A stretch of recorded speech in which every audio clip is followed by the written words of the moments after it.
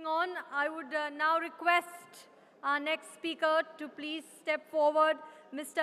Ajay Chaudhary, a visionary, pioneer who co-founded HCL in 1976.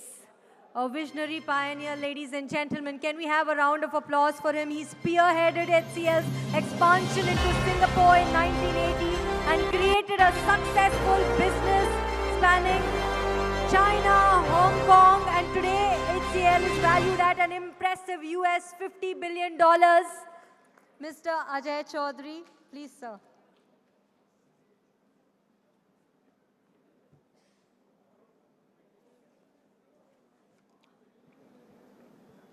Good afternoon.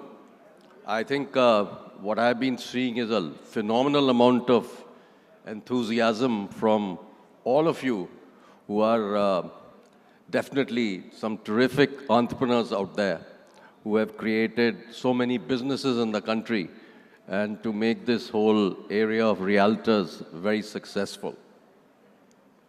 Well, actually, today I would like to talk about my story and how we went about creating a company which is now global. Well, I started my life in a small little town called Jabalpur, and I was the son of an IAS officer. And obviously, my father felt that since he was in the bureaucracy in the government, I would follow suit. But I seriously disappointed him and became an engineer. Having become an engineer, the challenge was how to find a job those days, and I'm talking about the 70s. And those days, jobs were very difficult to get. So fortunately, unfortunately, it took me 6 months to start to get people to ask me to come for interviews. And I got suddenly 3 interview letters. But I was very clear in my mind that after doing engineering, I didn't want to do engineering work. I wanted to actually be in sales and marketing. So the first thing that you need to always decide in your life is what's your passion? And you need to follow your passion in doing whatever you want to do. So I only applied to sales and marketing jobs, and therefore there were very few of them. And suddenly I got 3 invites to go to Delhi for interviews. And I went to Delhi, stayed with my sister, and appeared for all the 3 interviews and got all the 3 jobs. Now comes the challenge, which job to take.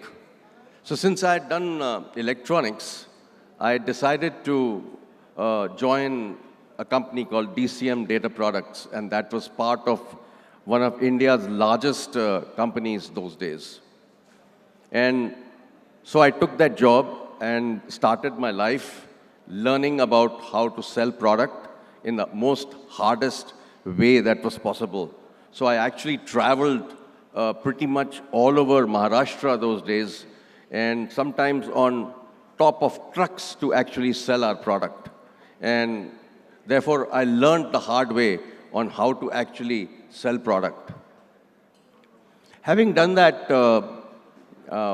about 3 years later, 6 of us decided that enough is enough. Let's not work for somebody. Let's create a company of our own. So we decided that we would be India's first manufacturing company for making computers in India. And those days, today you hear about all kinds of semiconductors and microprocessors that are there in your phone. But those days, the microprocessor was just making its appearance. So we decided, let's take the microprocessor and change the world. And that's what we did. But those were the days of license Raj. If you wanted to actually start a computer company, you needed a license to make computers. And we were too small. We were a startup. There was nothing called startup those days. There was nothing called venture capitalists or angels those days who could give you money. But anyway, we put together a princely sum of 1.8 lakhs, and among the six of us. And we created the initial company to start looking at marketing some products. And in the meantime, we started to look for how do I get a license to make computers?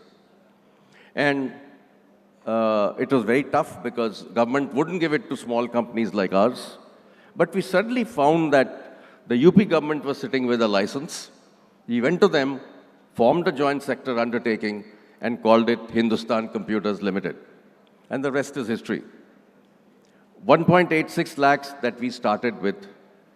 And today, HCL is a $6 billion corporation working in more than 40 countries all over the world. We employ more than 300,000 people. So, you know, when I look back to those days, what's the learning? What's the learning for anybody? It's not about having resources. It's not about money. It's not about having people. It's all about just one word, aspiration. And if you have the aspiration, you can succeed.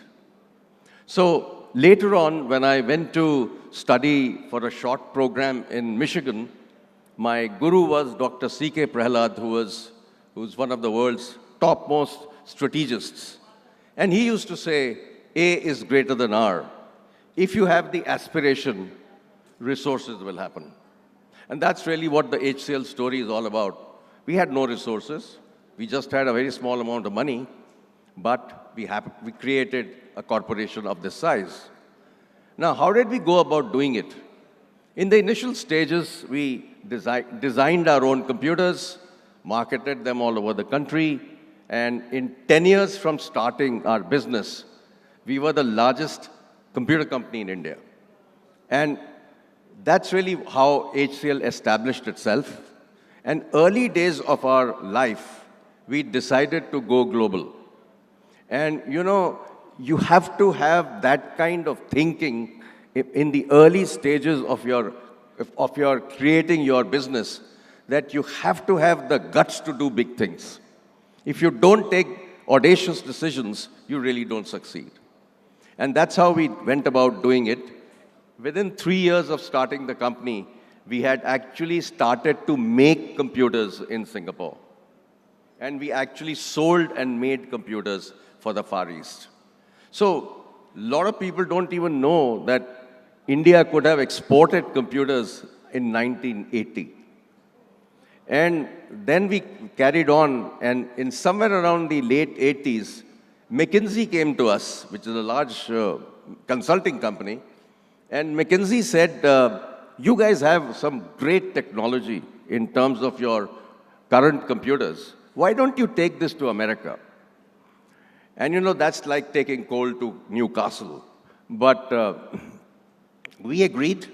We said, looks great. Why don't we go and set up in America? So in Silicon Valley, we went and set up a manufacturing plant for making computers. Not many people know this in the country because everybody talks about global brands coming to India. Nobody really knows that an Indian brand was out there selling in America. So we actually then started the sales, we got business, we started manufacturing, and suddenly we realized that the largest deal that we had done, that company got bought out. And so our deal vanished overnight. And secondly, there were certain technical requirements against which you have to sell in the United States. McKinsey had forgotten to tell us about those. So as a result, what happens is that we just landed up there. We had borrowed money. We were setting up our computer business, and lo and behold, nothing was available. We could not sell. So we had to quickly pivot the business. And this is something that happens in a lot of businesses globally. When something doesn't work, you actually pivot to something which is close to what you were doing. So from the hardware business, we pivoted to marketing and sales of engineering and technical software. And that became successful. So over a period of the next many years, we expanded from our original location in Singapore to all over the Far East. We had offices in different countries. We went to China. And we went to China at a time when China was not developed at all. And so it was so interesting that we would go there and we would actually go through the whole process of selling to the Chinese. And I must tell you, they are great negotiators. Negotiating with the Chinese really teaches you how to negotiate. So, you know, there would be situations where we would go in and meet the Chinese buyer, and 6 of them or 7 of them are sitting on the other side of the table, and just 2 of you sitting this side. And about 2 hours later, they will say, no, they'll go to the board and put a number and say, that's the price I want. And they would just walk out of the room because they knew that we could never get that price. So they just make us wait the whole day. And next day you come back, and then they will again go to the board and put another price and say, that's the price we want. This whole process carried on for 3 days. And they knew that on the 4th day, we had a flight booked to leave. We had no hotel rooms available. So last day, 3 hours before our flight, is when we sat down and really negotiated. And they pushed us to the corner in terms of negotiation. So that's how the Chinese do. Amazing negotiators. One particular incident I still remember. They came one day to me and said, we would like to meet up in your room. So 4 of them landed up in our room in the hotel, and those days there were very few hotels there. And after a while, I suddenly saw one guy get up, go away. Then another guy got up, went away. They all went away, came back, went away, came back, 4 of them. And after the meeting was over, I asked my colleague, why were these guys getting up and going away? And he said, Guy, they were having a shower in your bathroom. Those days, there was no concept of toilets and showers in homes in China. They used to have communal baths. And so, obviously, I ended up changing my room absolutely immediately.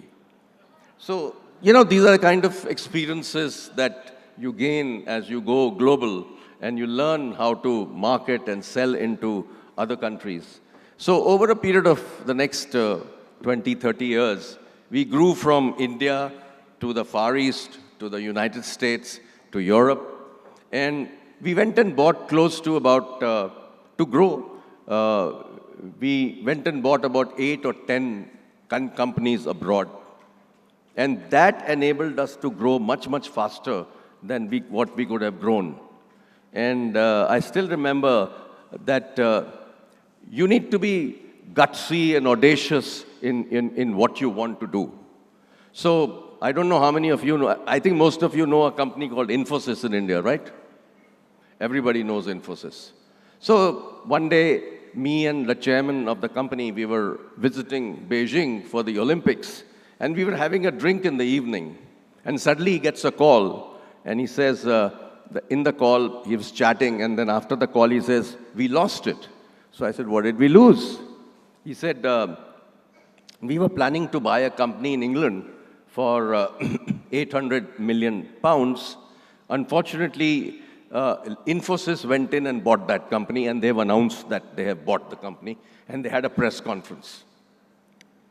So I said, that's a disaster, because that's something that we are banking on to grow our business in Europe.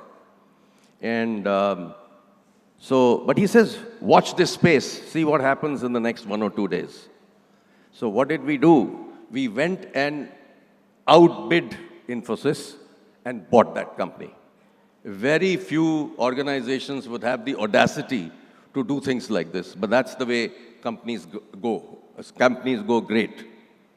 And at a particular stage, when we wanted to go for a listing in India in the stock exchange, we didn't have enough business at that particular time to show to the market that we were sitting with a whole bunch of business in our hand. So we again created something completely unique. You must have heard of employee stock options, right? We created something called the customer stock option. So we went to about 20 of our customers and said, if you give us $75 million worth of orders, we'll give you a part of the company before we go for an IPO. And we got close to 6 customers who signed up for $75 million. And that created HCL. So at that particular time in year 2000, we were oversubscribed 23 times. And it's history that we made at that particular time.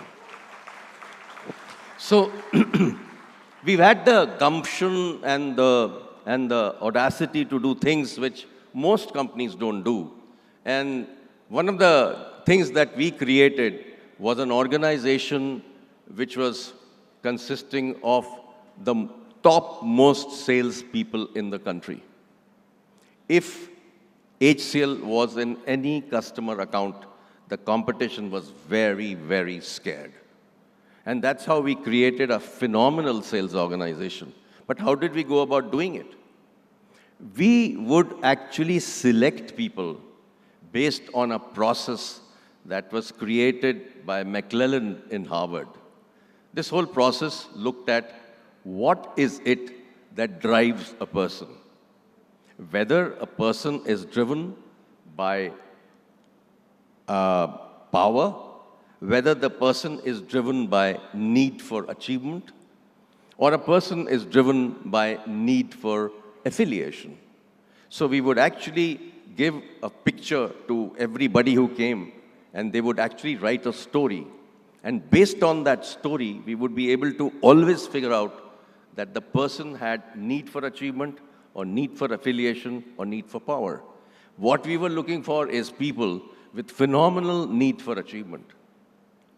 And from the story that they wrote, the words that they used, we would be able to analyze whether they had that in them or not. So selecting the right people is absolutely essential. And then training them to be great salespeople is also very critical. And this is something that I'm sure in your professions, this would count a lot, because at the end of the day, when a customer walks in or meets you, you need to make sure that you don't let that customer go away. You need to be able to close the business as fast as possible, and you need to know the process of closing that business. So there is this whole concept of how to sell and how to create that relationship by which you actually can sell.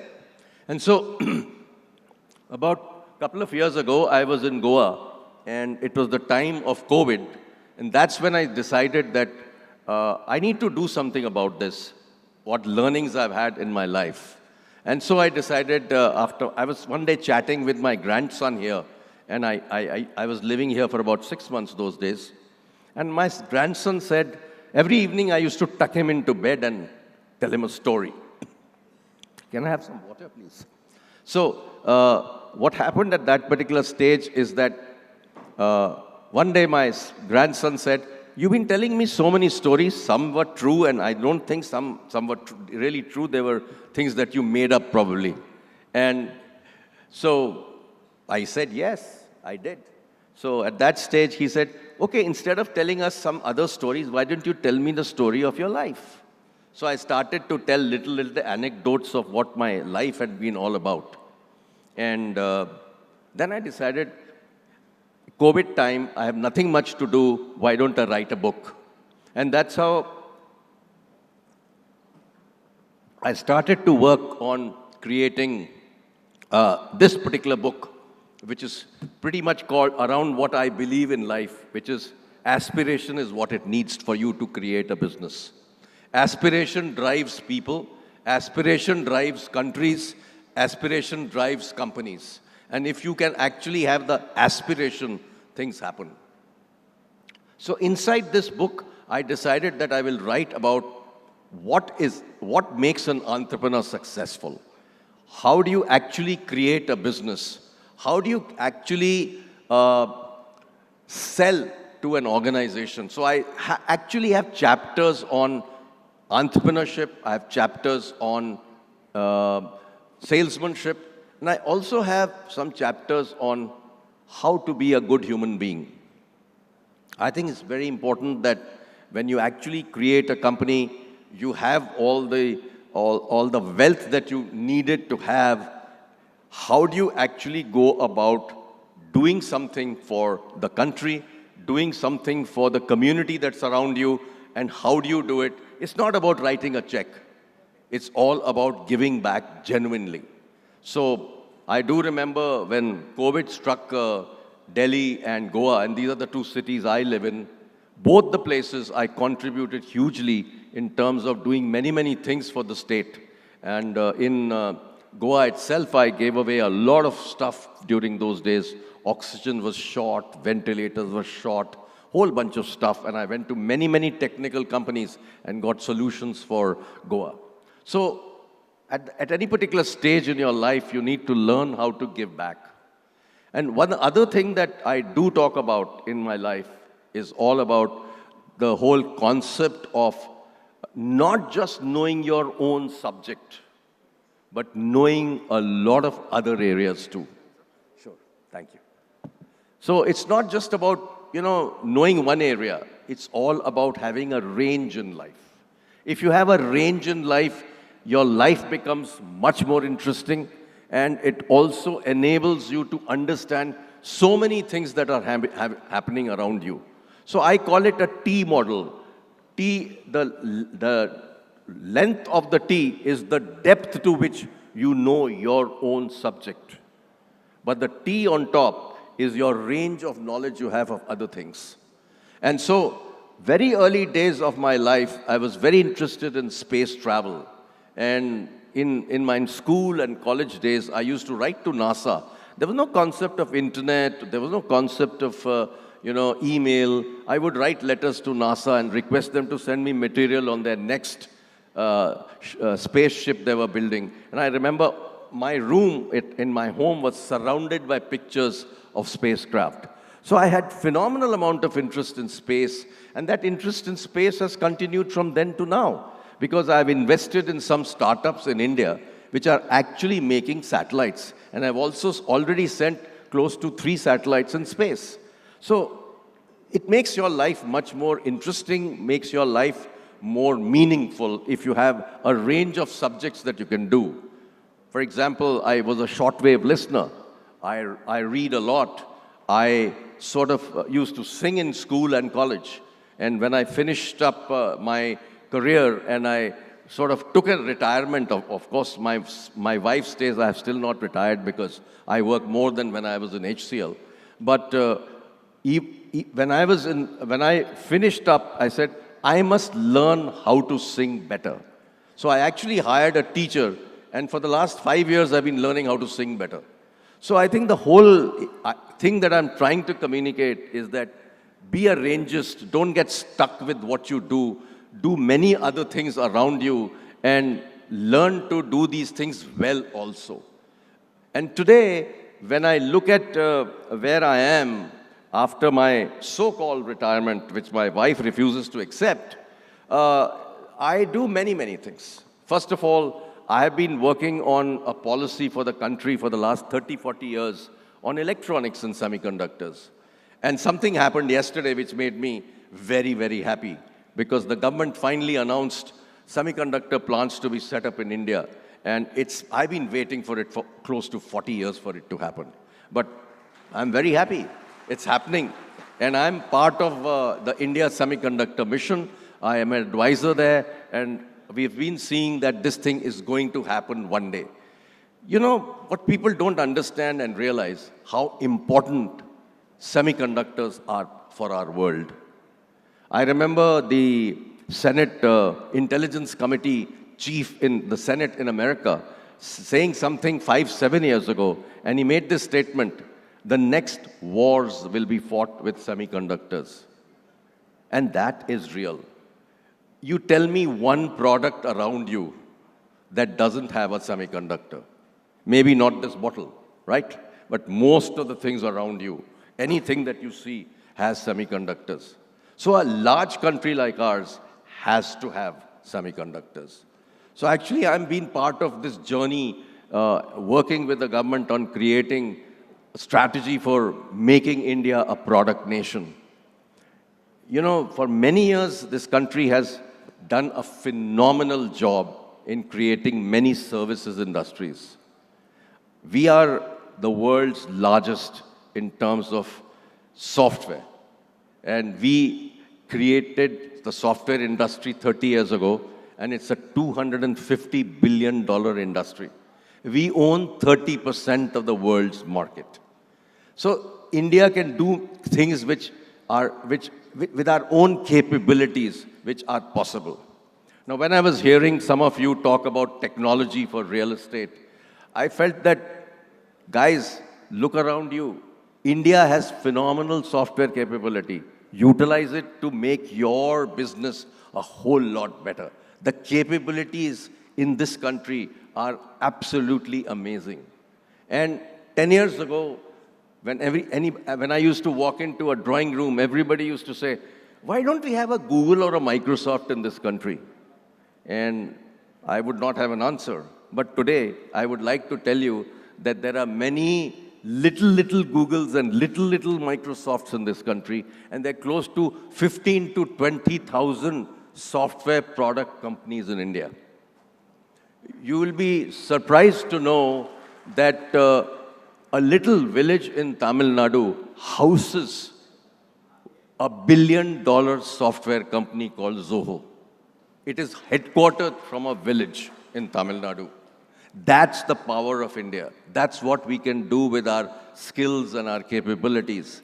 And so I would absolutely encourage you, all of you in the realtor business, to work together with the software product companies and create some global products in this space. I think it'll be of great value to the whole world and for you. So technology is something that is not going to allow you to grow the normal way. If you look at banks many years ago, 30 years ago, 20 years ago, HDFC was a bank. HDFC is no longer a bank. HDFC is an IT company. Banking is, by the way. Without technology, without being an IT company, HDFC cannot succeed. And that's happened to many areas in the world. So I would very strongly say to all of you in the realty business to embrace technology and learn and use technology by which you can get better and better. You know, today we are a $250 billion software economy. But you know what lies ahead? Artificial intelligence, ChatGPT type of solutions that are being talked about today. Artificial intelligence has been around for 40 years. It's not anything new. But when ChatGPT got announced last year, it changed the whole story. Because suddenly, you had the power of AI in your hand. A lot of you may have not realized that the little phone that you carry, inside that is, if you carry an Apple, you have a Siri. Siri is nothing but AI. And it's an assistant that's helping you to do more and more using voice. But a lot of these technologies that are out there, a lot of times, and somebody said earlier, when a calculator appeared, everybody thought jobs will go away. We started computer business in India. We went to Life Insurance Corporation. There was a strike in Life Insurance Corporation. And they said, "Thou shall not buy computers." And what did we do? We came up with a strategy. We went back to our lab. We rejigged our computer, renamed it, okay? And we called it ALPM, Advanced Ledger Posting Machine. We changed the name, we changed the looks, and we went back to LIC and said, hey, here is a product. And they bought it because the guys in the unions could not understand what we did. So, you know, you have to innovate. You have to come up with ideas and strategies by which you overcome a situation which will face you.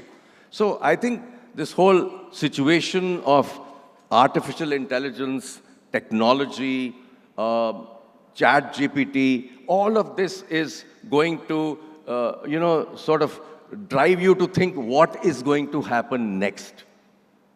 Okay? And I must tell you, even the software industry today, the 250 billion software industry, $50 billion out of that is under threat because of automation and AI. So there are headwinds for software business also.